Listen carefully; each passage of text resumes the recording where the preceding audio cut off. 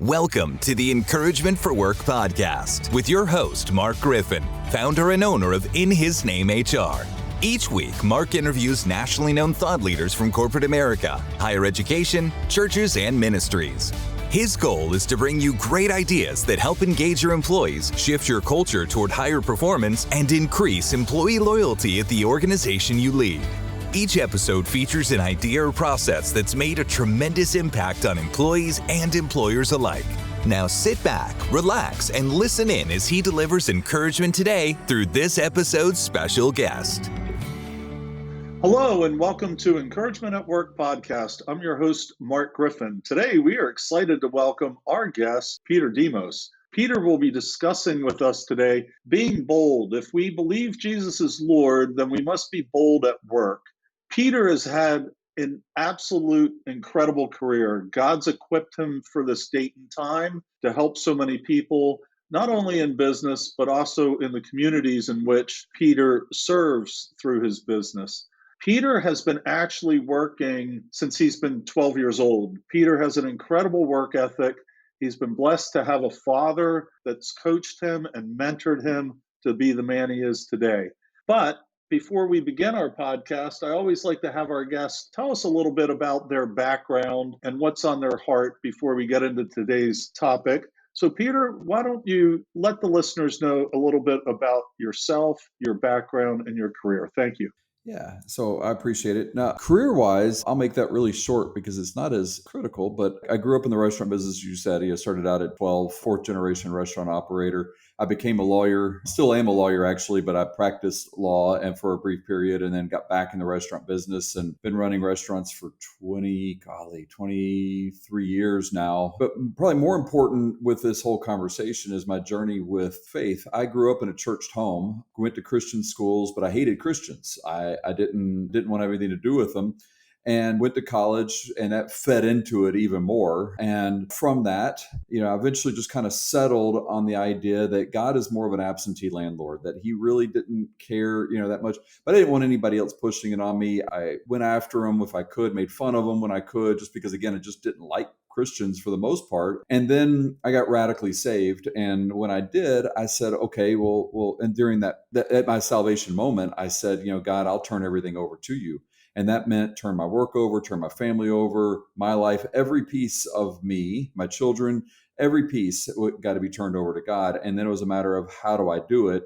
And then the other piece is I knew that I was going to get the same attacks that I gave others. So how do I handle that? And that was a big part of it. And I recognized that being bold was a critical piece of that. And so that's where a lot of that came from and where I led up to this moment now. So I know we're in the intro aspect, but when did that conversion happen with you, Peter? It'll be 11 years ago in May.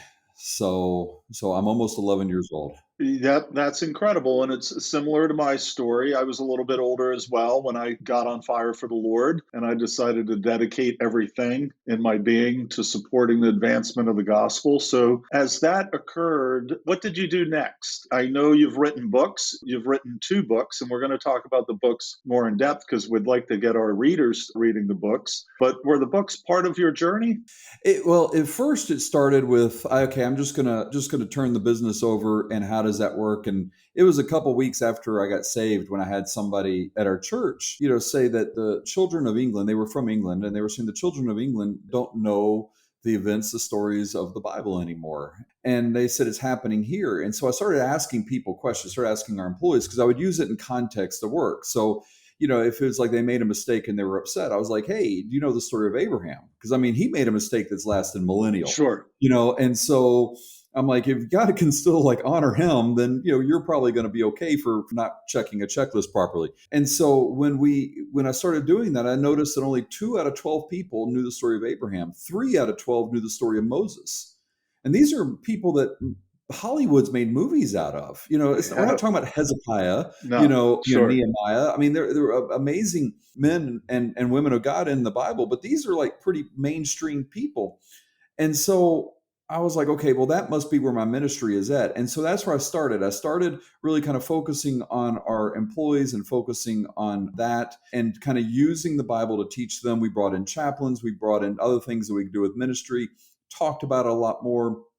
And then I started getting invited to speak, and then I went through a failed business right around that process, and I had to learn that the Bible was a practical tool to help you get through those anxiety moments, help you get through failure, help you get through those moments. It really does work. It's not a theological or theoretical book. No, it's not. Yeah, No, it's proven to work. It yeah. has. It's proven. And so that was kind of where the next step went. And then as I continued to speak about it, people would say, hey, you need to write this down. And so that's where I first started with my first book of Afraid to Trust. Okay.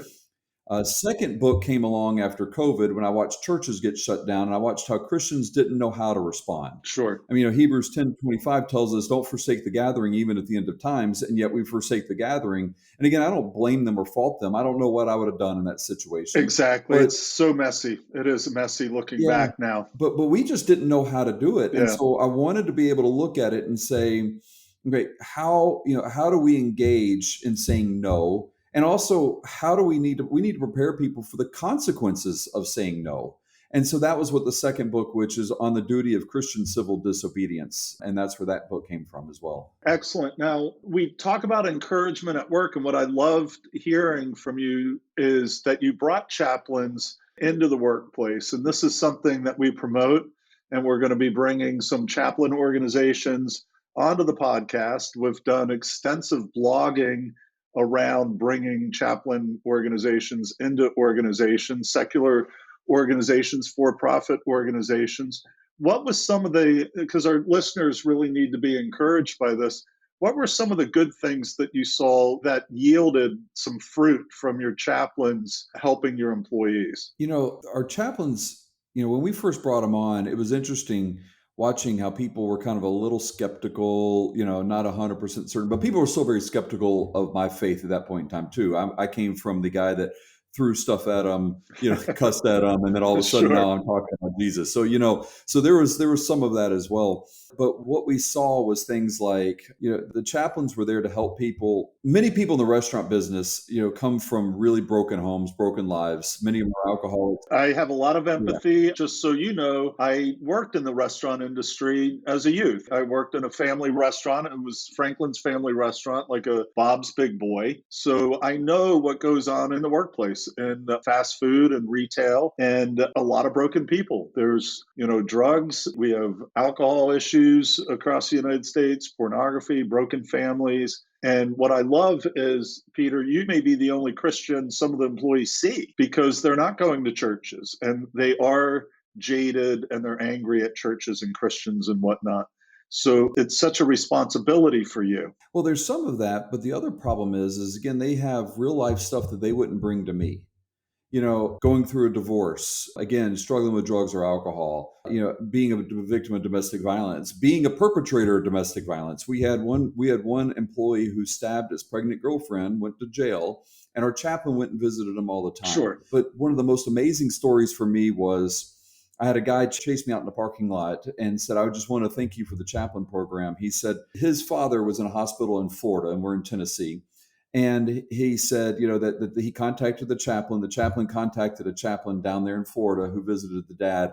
The dad called the son and said, I did not realize that you loved me like that. Oh, wow. It meant so much. And there was that type of impact. The volume of people that we've had that have died or have had family members that died, and the chaplains are just able to help comfort and handle that situation and just in a God-honoring way has just been absolutely incredible. So the chaplains overall have been just amazing. I guess one last story with our chaplains. My father was in the hospital. His priest came to visit us, and all his priest did was talk to us briefly, asked me to donate some food for something they were doing. And as he walked away, he said, oh yeah, by the way, the women of our church will be praying for your father. The chaplain came, laid hands on my father, prayed for my father, prayed with us. I mean, and it was just a night and day difference. Here's a man that's known my father for years, and he was like, oh yeah, I delegated it off to the women at the church. But, can I get something free from you? I mean, it was a night and day comparison of the same day. And it was just amazing of seeing somebody who is theologically sound versus somebody who practically lives out their faith. Incredible comparison I saw. That's an incredible comparison. And I see those parallels all the time in my daily life as well, through different denominations and different experiences that people have. So, besides the chaplaincy programs that you've brought to your organization, what other programs do you think our listeners might be interested in hearing that you've brought and you've had some success with? We've had a lot, actually. I can pull up a list, and I used to have a list of everything we did. We've done a bike ministry for people that don't work. We donate food, and we give food away to a lot of our employees from different times. But reality is what I've realized as I've kind of grown is that we have to be very careful as Christians that we don't become Rotary Club members, Exactly. which is Yep. Rotary's awesome, Yep. but we don't need to be Rotaries with steeples. I mean, and so what I've realized is that where the biggest impact we make on the kingdom is not through outreach that we might do from point A to point B and helping somebody, at different stages of life. But reality is that we treat the Bible as if it's true because it is true.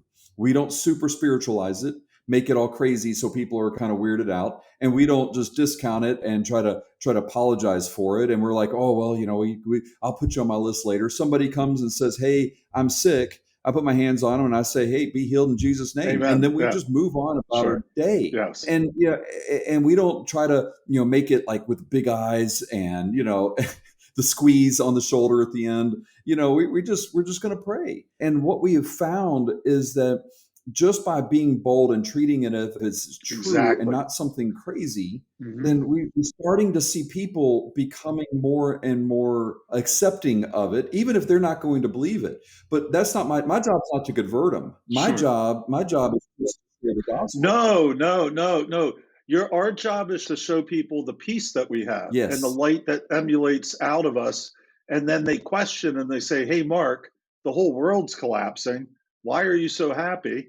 And that invites me to be able to say, because I know the end of the story, and this isn't my home. My eternal home is in heaven, and this is why I believe it. Right. It's explaining that because it's the truth. It's what the Bible says. It's not Mark's truth. It's biblical truth. And to your point, and you've brought it up several times, when people see the truth and they understand the truth, they can live out the truth. The problem is, like Europe and now the United States, the truth is being hid, and they're not seeing the truth. We're working with an organization called Bible to School. We just had Corey Pennypacker on the podcast a few weeks ago. That's so that we can encourage believers all across the United States to get engaged with their companies, volunteer, bring Bible to school to your schools. If it's missing in Arizona, bring it to Arizona. It's legal. It's legal in Pennsylvania. You can do it probably in other states as well. We have to use our strengths as believers to advance the kingdom through our strengths. And that's exactly what you're doing. And that's why so many people are attracted to you and your organization. So we just have a few minutes left, Peter, before we go into the close. I have about 1 or 2 minutes for you. Your book, One Man's Journey, is that something that you think could encourage leaders and organizations to read, to try to lead their organization from a biblical perspective? It is more of a narrative format, and yes, I do think it would be very encouraging, particularly those that are suffering and those who are going through kind of failure. Excellent. But the big thing that I would do to encourage people now is we aren't in the Christianity of 20 years ago. No, we're not. Christianity now is more under attack, and I will just tell you from a non-Christian who attacked Christians, I fed off of the weakness of Christians Sure. who didn't know the word of God. Exactly. And who cowered down to every little wind change that happened to be. The biggest encouragement I would say to everybody at work is we have to do this, because here's the thing: if we truly believe Jesus is Lord, then we know that our next breath isn't guaranteed. So our job isn't guaranteed. Our business surviving isn't guaranteed. And as a result of that, if we don't share the gospel and we don't risk our business, then we make our business our idol. If we don't risk our work, we make our work our idol. Sure. And we have to get more bold. And that is the best thing I can do to encourage people. And when you do, you will find other people will start to kind of build up with it as well. And we have Exactly. to. The wheat and tares have to grow together.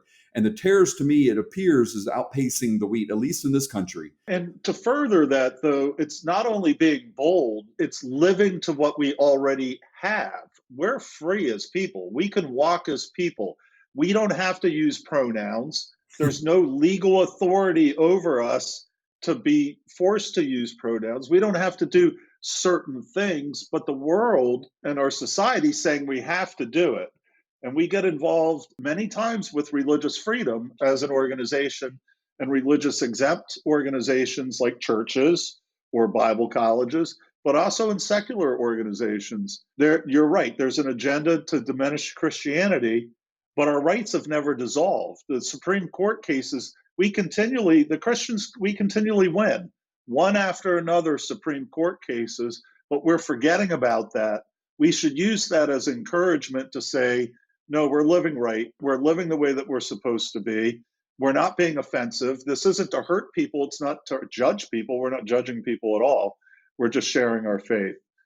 Peter, you've been an absolute pleasure to be on the show. We just have a few seconds left. Would you like to make any closing comments to our guests? Yeah, I would encourage anybody who is kind of scared to speak out, scared to do something, doesn't understand maybe how a nuance works, to reach out to me. You can go through my website, which is peterdemas.org. You can buy my books there if you want to get them there. But really what's more important for me is I want people to be able to step out in faith and just do the little things, just one small step at a time, to help us kind of grow. I don't want them to be big and bad out there. I just want them just one small step. Sure. And God will honor that. That's wonderful. Thank you, Peter. God bless you, listeners. Have a great rest of your week. Thank you. Bye-bye now. This episode of Encouragement for Work has been brought to you by Job Shepherd. Post-COVID-19 recruitment has been unquestionably hard for employers, with many struggling to find quality employees in the aftermath. Religious exempt employers have had an especially difficult time. Welcome to Job Shepherd, a platform that will change all of this for you. Job Shepherd was created to meet the demand by Christian employers, including ministries, camps, churches, colleges, and Christian for-profit companies in their search for qualified job candidates. Now, for a limited time only, employers post a job for free. Job seekers, come join us. You are always free. Learn more at www.jobshepherd.com.